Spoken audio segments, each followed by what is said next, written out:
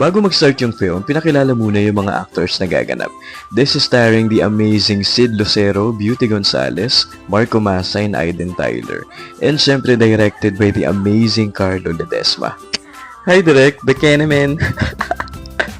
And this is us bago mag-start yung film. Ang saya-saya pa namin dito guys. At eto na nga ang pelikula.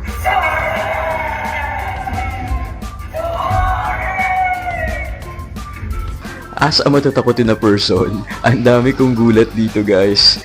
This is an amazing movie. Not your typical zombie movie. Ang daming twists and turns na very interesting.